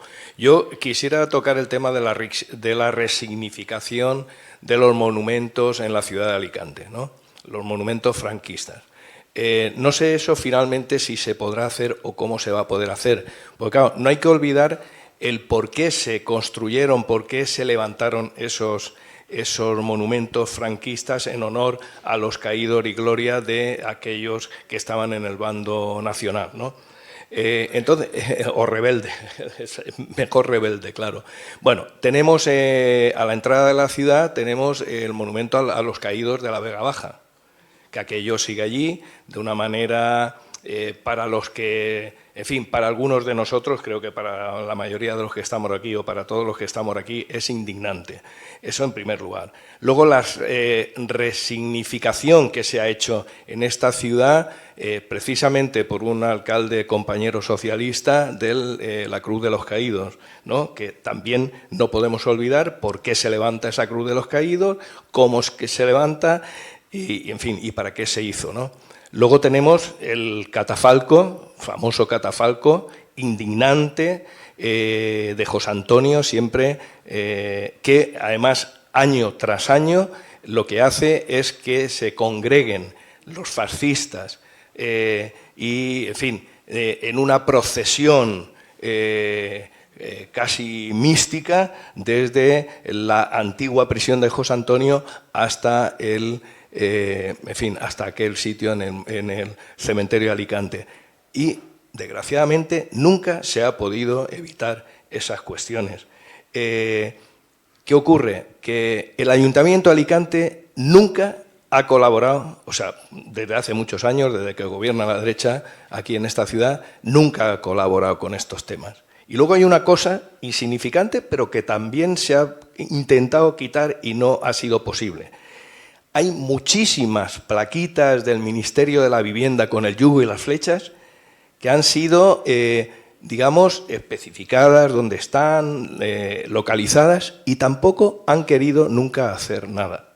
Claro, yo, el tema de la resignificación, con la cuestión del arte, es que lo hizo aquel escultor de no sé qué o no sé cuánto, me parece muy bien y yo respeto mucho al escultor y valoro su trabajo y tal, pero no sé finalmente desde la Fiscalía cómo se va a poder solucionar ese tema, digamos, sentimental, en caso de que no se pudiesen tirar abajo esos monumentos.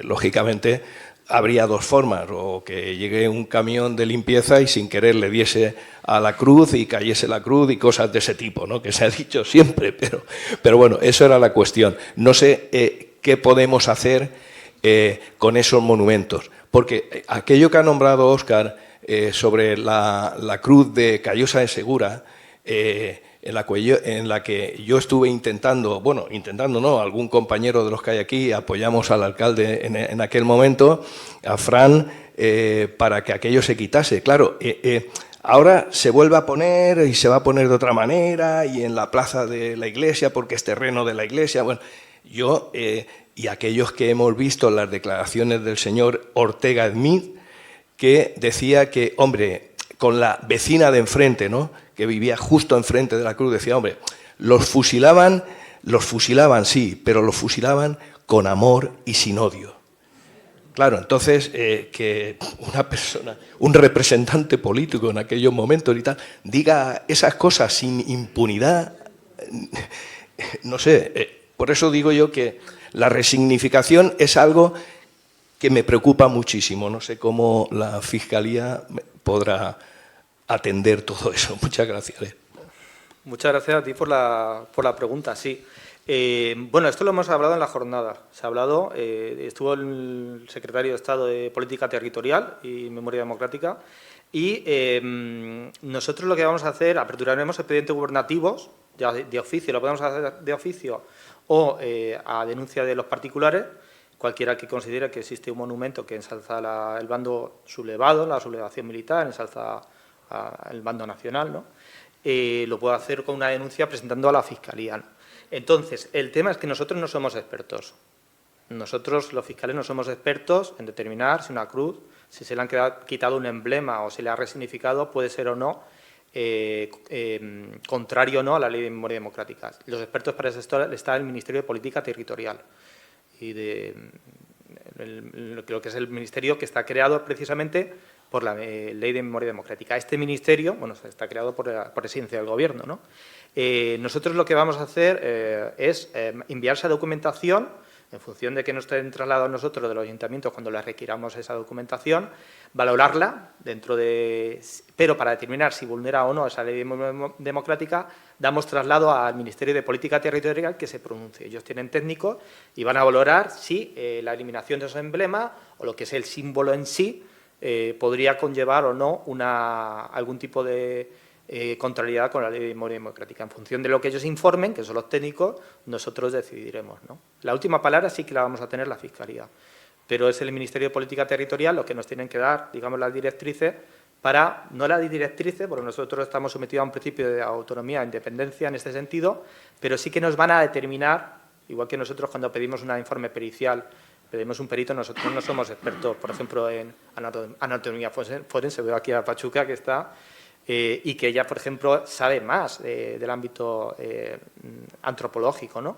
Nosotros necesitamos un informe pericial. Pues de la misma forma requeriremos al Ministerio de Política Territorial y ellos son los técnicos que nos van a determinar si se ha resignificado y si ahora ese monumento es contrario o no, sigue siendo, o no es contrario a la Ley de Memoria Democrática. Es lo único que podemos hacer, ¿no?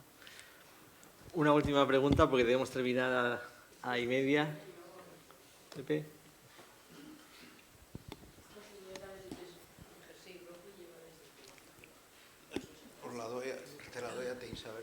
Vale. Buenas tardes. Yo tengo varias dudas. Para abrir un expediente necesitan una denuncia persona a persona dentro de un colectivo o con una denuncia de oficio para todos los miembros de un colectivo serviría. Por ejemplo, víctimas dentro del magisterio o las mujeres que estuvieron en el Instituto de Protección de la Mujer. Es una cosa. Otra cosa, las mujeres que murieron durante el franquismo por violencia de género, lo mismo que pasa ahora, pero durante el franquismo era como si las mujeres estaban sometidas a los hombres tenían poder sobre las mujeres, puede interpretarse como víctimas del franquismo. Tercera cosa, Albatera. Hay una parte que ahora es privada y no se puede investigar. Han encontrado algunas monedas, algunos restos en una parte, pero en la parte que ya es privada no se puede hacer nada. Y se me ha ocurrido una pregunta.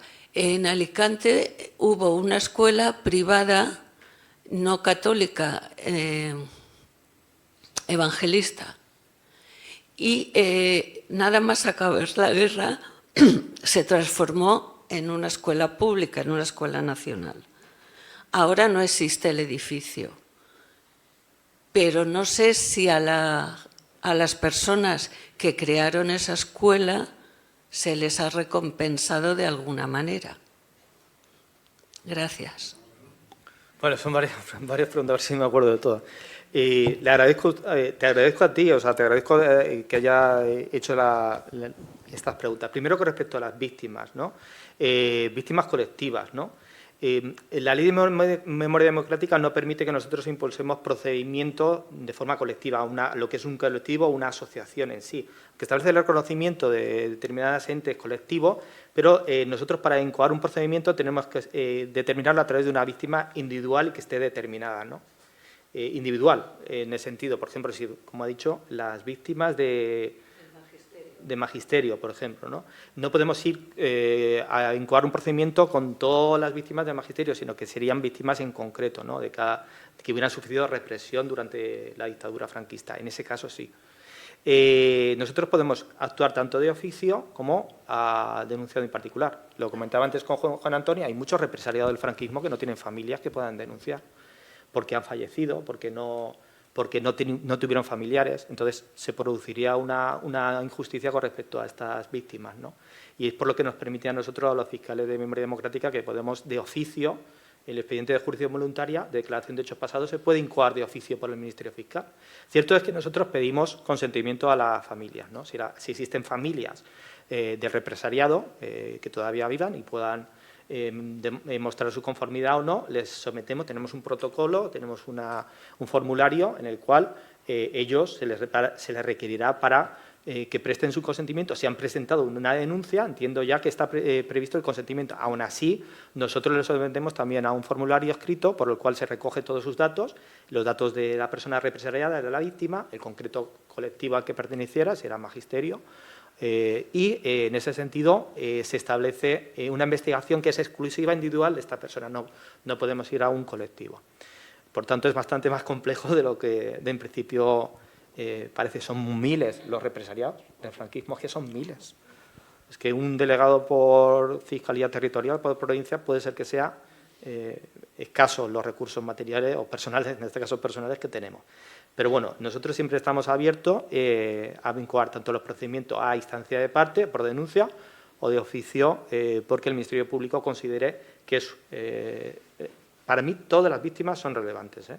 No existe ninguna víctima que sea más relevante que otra porque hubiera tenido un cargo público o por una determinada situación, sino que todas merecen la dignidad que pretendemos con la Ley de Memoria Democrática que se reconozca a las mismas.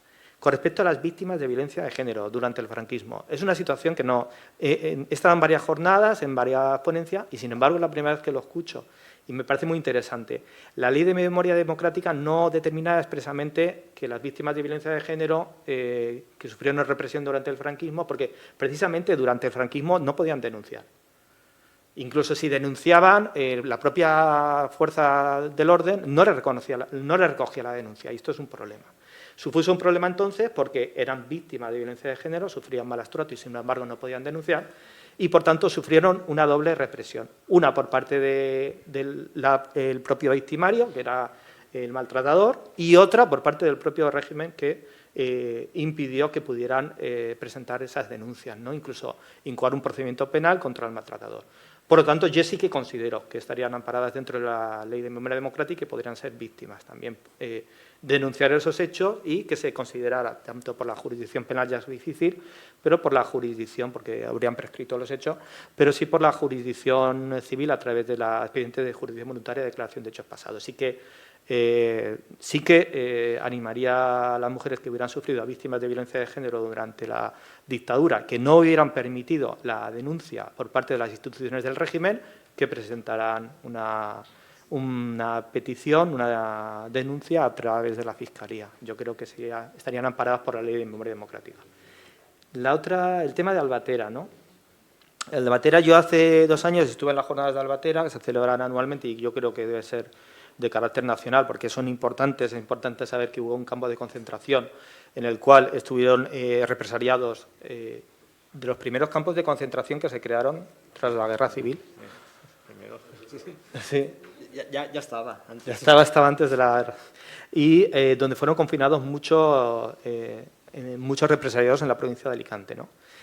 Luego se los llevaron a Valencia, creo. Y a Madrid. A Madrid, no. Lo trasladaron a otros y desmantelaron este campo de concentración, igual que desmantelaron la cárcel de los Almendros, ¿no? La pregunta en qué iba dirigida, en concreto. Era porque se han encontrado elementos privados, ¿no? ¿Es? En la parte privada. Una parte está construida. Hay Bueno. casas. Claro, yo sé que actualmente se está llevando a cabo un estudio por parte creo que es un historiador, o Sí, está llevando a cabo una tesis doctoral sobre el campo de concentración de Albatera. Ya está leído. Entonces, en ella va a recoger todos esos elementos, porque además tuve la oportunidad de hablar con el alcalde de Albatera. Bueno, no es de Albatera, es del pueblo de al lado, porque creo que sí.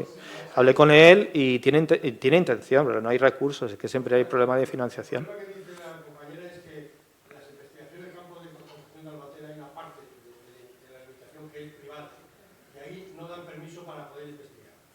Creo que era lo que quería decir. Bueno, yo entiendo que con una denuncia, claro, en el ámbito de la jurisdicción penal no pueden impedir que se investigue. Claro, es independiente que sea un ámbito privado o público. Pero no se habrá presentado denuncia en la zona, me imagino. No hay diligencias aperturadas ahí con respecto a eso. Hay que presentar una denuncia y que se incoen diligencias de investigación y entonces ante la jurisdicción penal, ante un fiscal o un juez que reclame unas diligencias que se deben practicar, no se pueden oponer. Vamos, no deberían poderse oponer. Porque el problema es que no puede investigar esa zona, ¿no? Es privada.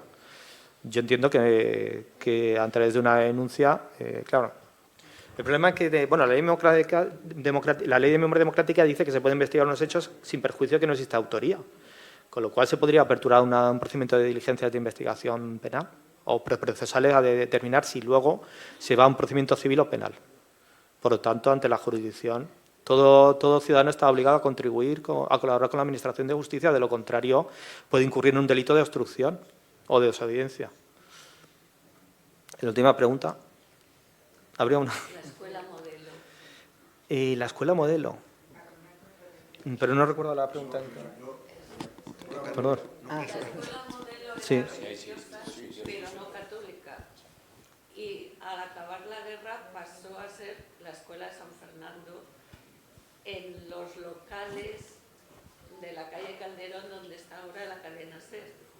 Entonces, el edificio no existe. ¿A la familia que creó la escuela modelo se le ha recompensado? Yo eso no lo ignoro, no conozco el procedimiento. Me imagino que es un procedimiento administrativo. La iglesia metodista a la que pertenecían los Albricias, que eran los propietarios de la escuela modelo, llegó ya en los años 50, a través de la Embajada de Estados Unidos, a un acuerdo con el Frente de Juventudes, que era el que se había incautado de la escuela modelo, y mediante un pago de una cantidad resolvieron el problema. La última pregunta. Hola, buenas tardes. Gracias por la conferencia y por la labor que está llevando a cabo. Es un caso concreto. El artículo 35 de la represión simbólica y habla de organizaciones que dieron sustento a la sublevación y en el 35.2 de la nomenclatura de edificios públicos. Entonces yo le planteo un caso concreto. San Joan de Alacant, el grupo escolar, se inauguró en el 34 con el nombre de Hermenegildo Giner de los Ríos, de la familia Giner de los Ríos, fallecido en los años 20. Y cuando acaba la guerra, las nuevas autoridades cambian el nombre por el de Cristo de la Paz. Entonces, ese nombre, la Iglesia Católica, ¿se puede considerar una organización que dio sustento a la sublevación y, por tanto, tiene recorrido un procedimiento para la restitución del nombre original del edificio? Esa es una pregunta, y ya le hago la segunda y así ya me contesta las dos. En cuanto a la represión económica de la que ha hablado, en el caso, por ejemplo, de los que marcharon al exilio y las propiedades pasaron a otras manos, ¿qué posibilidades hay en esto? O incluso de aquellos no que marcharon al exilio, sino que fueron de alguna forma pasaban años en la cárcel, la familia tuvo que malvender las propiedades que tenía, tierras, casas, pero a lo mejor con un procedimiento legal en aquella época, por la presión social, presión económica que había. ¿Eso tiene algún recorrido? Le pregunto. Con respecto a, en primer lugar, con respecto a eso, ¿era un colegio, un escolar? Era un grupo escolar, sí. Un grupo escolar. Habría que hacer una investigación histórica, porque en ese caso hay que vincular ese movimiento o ese colectivo con lo que es en la dictadura, lo que es el régimen franquista. Si tuviera algún tipo de relación, entonces sí que podría tener en ese sentido debería llevarse a cabo, yo entiendo, una investigación histórica. Primero para determinar ese fundamento base, esa hipótesis básica de que, a efectos de, por otra parte, porque lo que pretende es la resignificación y que se le establezca el nombre anterior que tenía, antes de que se llamaba Cruz de... Sí. Y le cambian el nombre porque él está vinculado a la institución libre de enseñanza. Claro. Y entonces le ponen el nombre de Cristo de la Paz, que es el patrón de la localidad. Eso tendría que haberse, lo que le he dicho, tendría que llevarse a cabo una investigación histórica, ¿no?, para determinar si hubo algún tipo de vinculación. Si la hay, por supuesto, se podría hacer.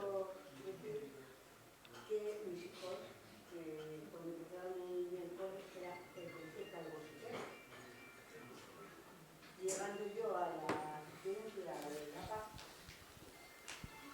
cogí y hice un referéndum. Sí, porque antes era el grupo escolar de San Blas. Y luego llega la guerra y era el colegio Calvo Sotelo. Yo no estaba dispuesta a que mis hijos estuvieran mucho tiempo en el Calvo Sotelo. Y se hizo un referéndum.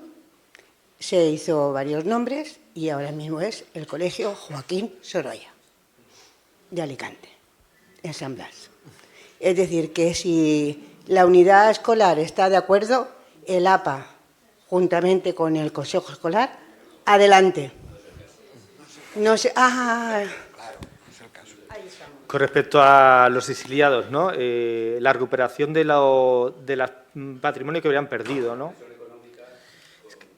Es que lo hemos visto, yo creo que lo hemos visto antes en la presentación. No quiero equivocarme. No le voy a poder dar una respuesta clara. Sí. Represión económica, efectivamente. No hemos tenido, es que todavía no hemos tenido ninguna denuncia, ni un caso que yo sepa. Bueno, tenemos el caso del Pazo de Meiras, ¿no?, de la familia Franco. Al final, la jurisdicción contencioso administrativa, existe un fiscal de contencioso administrativa que lleva esos asuntos, ha conseguido que a través del Tribunal Supremo se lleve a cabo la expropiación del mismo, pagar una compensación económica por los años que han estado ocupando el Pazo de Meiras, ¿no? Yo entiendo que si es algo así, ¿no? En realidad ellos han estado disfrutando del bien público, ¿no? Entonces yo entiendo que yo sí que puede ser que tenga recorrido y que a los exiliados puedan reclamar ese patrimonio que han perdido, pero claro, habría que ver primero, en primer lugar, en qué situación la Ley de Memoria Democrática permite impulsar esos procedimientos.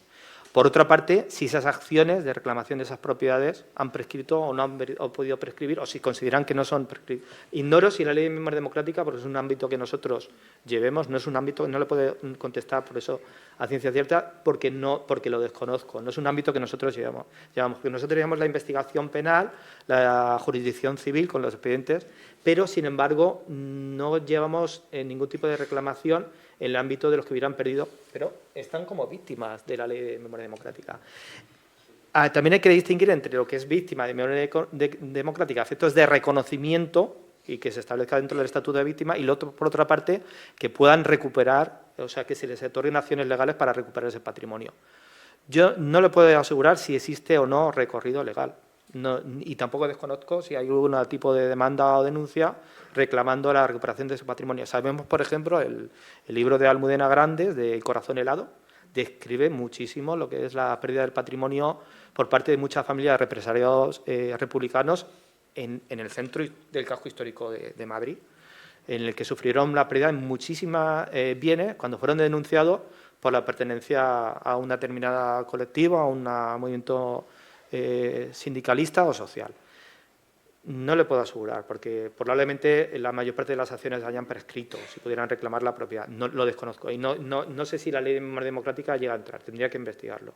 Sí me comprometo, si quiere, a investigarlo y contestarle al respecto. Me imagino una cosa, ya le digo, que es lo que considere que sea víctima de la ley de memoria democrática a efecto de un estatuto, un reconocimiento de derechos y que puedan acudir a esos procedimientos, y otra cosa que se pueda llevar a cabo una recuperación de ese patrimonio. Bueno, nuestro compañero del contencioso administrativo sí que ha conseguido, la Fiscalía, el fiscal del contencioso administrativo, al que lleva a cabo la recuperación del Pazo de Meira, sí que ha conseguido en el ámbito contencioso administrativo una sentencia favorable por el Tribunal Supremo. Por lo tanto, sí que puede haber posibilidades, no lo sé, lo desconozco, la verdad es que no se lo puedo concretar. Bueno, no quisiera tener un conflicto con el personal administrativo que trabaja aquí. Nos tenemos que ya cerrar el acto. Yo creo que por encima de toda la información que hemos adquirido y que nos ha ofrecido Óscar, lo que sí que nos queda clara una idea, y es que la Fiscalía está abierta a cuantas peticiones le puedan llegar, y por lo tanto os animo a hacer esas peticiones, a hacer esas consultas, y con la confianza de que, igual que ha hecho hoy, pues nos responderá y nos ilustrará por los caminos que podamos seguir. Os agradezco vuestra asistencia y seguimos trabajando por la memoria democrática.